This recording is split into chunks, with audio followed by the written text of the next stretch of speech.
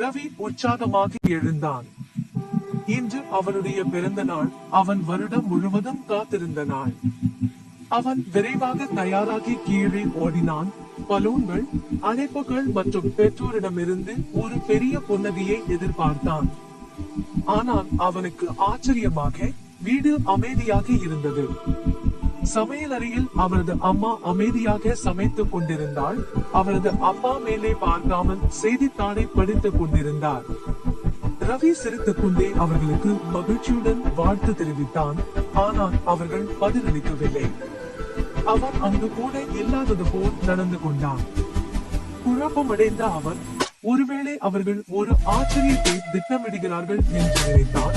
அதனால் அவன் மகிழ்ச்சியுடன் பள்ளிக்கு சென்றான். பள்ளியில் விஷயங்கள் இன்னும் விசித்திரமாக இருந்தன. அவனது நெருங்கிய நண்பன் மெகுல் ஒரு புன்னகையும் இல்லாமல் அவனை கடந்து சென்றான். யாரும் அவருக்கு வாழ்த்து தெரிவிக்கவில்லை. வருகையின் போதும் ஆசிரியர் தனது பெயரை கூட சொல்லவில்லை. குழப்பமாகவும் வேதனையாகவும் உணர்ந்தவர்கள் மதிய உணவின் போது ஒரு மூலையில் அமர்ந்தான். தேதியை சரிபார்க்க அவன் தன் தொலைபேசியை எடுத்தான். ஆம், அது ஜூன் 23. அது உண்மையில் அவனுடைய பிறந்த நாள். பிறகு எல்லோரும் அவனை ஏன் புறக்கணித்தார்கள்?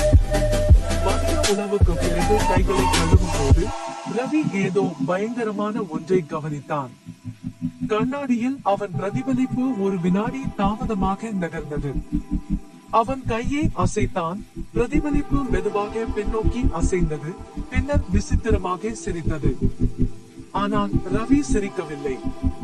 திடீரென்று கண்ணாடியை தொடவில்லை என்றாலும் அது லேசாக விரிசல் அடைந்தது. பீதியடைந்து குளியலறையிலிருந்து வெளியே விரைந்தான். அவன் பின்னால் குளிர்ந்த காற்று வீசியதால் அவன் முதுகு தண்டில் குளிர்ச்சியாக ஓடியது. அன்று மதியம் அவன் வீட்டிற்கு நடந்து செல்லும் போது யாரோ தன்னை பின்தொடர்வது போன்ற விசித்திரமான உணர்வு அவனுக்கு ஏற்பட்டது. அவன் திரும்பி பார்த்தபோது கூடி அணிந்திருந்த தன் வயதுடைய ஒரு பையனை கண்டான். சிறுவன் அவனை முறைத்து பார்த்தான். ஆனால் எதுவும் சொல்லவில்லை. ரவி, நீ யார் என்று கேட்டான். சிறுவன் மெதுவாக தன் கூடை கழற்றினான். ரவி உறைந்து போனான். சிறுவன் அவனைப் போலவே இருந்தான். ஆனால் முகத்தில் ஆழமான வடுவும் சோகம் நிறைந்த கண்களும் இருந்தன. உனக்கு என்னை நினைவில்லையா? சிறுவன் மெதுவாக கேட்டான். ரவி தலையை ஆட்டினான். நான் உன் இரட்டை சகோதரன், சிறுவன் சொன்னான். உயிர் பிழைக்காதவன். ரவியின் மனதில் ஒரு திடீர் காட்சி ஓடியது. மருத்துவமனை விளக்குகள், 2 குழந்தைகள் அழுகின்றன. பின்னர் அமைதி. அவருக்கு ஒரு இரட்டையை இருந்தான். ஆனால் யாரும் அவனுக்கு சொல்லவில்லை. நாங்கள் பிறந்த சிறிது நேரத்திலேயே நான் இறந்து விட்டேன் என்று சிறுவன் தொடர்ந்தான். ஆனால் நான் உன்னை பார்த்துக் கொண்டே இருந்தேன். ஒவ்வொரு பிறந்த நாளிலும் நீ ஏதாவது உணர்வாய் என்று நான் நம்பினேன். ஆனால் நீ என்னை ஒருபோதும் நினைவில் கொள்ளவில்லை. ரவியின் கண்களில் கண்ணீர் வந்தது. எனக்கு தெரியாது என்று அவர் கிசுகிசுத்தார்.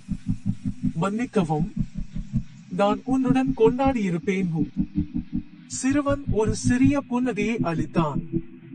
அவ்வளவுதான் நான் விரும்பினேன். நினைவில் கொள்ளப்பட வேண்டும். ஒரு முறை கூட. ரவி மெதுவாக தலையசைத்தான். இனிமேல் நான் ஒருபோதும் மறக்க மாட்டேன். மறுநாள் காலையில் ரவி மீண்டும் எழுந்தான். ஆனால் இந்த முறை எல்லாம் சாதாரணமாக உணர்ந்தான். அவரது பெற்றோர் அவனை பார்த்து சிரித்தனர். மெகுல் ஒரு பெரிய புன்னகையுடன் அவனுக்கு வாழ்த்து தெரிவித்தார். அது இன்னும் ஜூன் 23 ஆம் தேதி.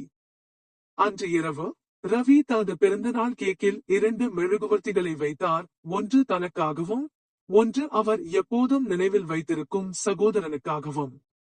அவருக்கு பின்னால் உள்ள கண்ணாடியில் ஒரு மென்மையான புன்னகை தோன்றியது. பின்னர் மெதுவாக மறைந்துவிட்டது. கதையின் ஒழுக்கம். சில நேரங்களில் ஆன்மாக்கள் நினைவில் இருக்க விரும்புகின்றன. காதல் ஒருபோதும் மங்காது. வாழ்க்கை மங்கினாலும் கூட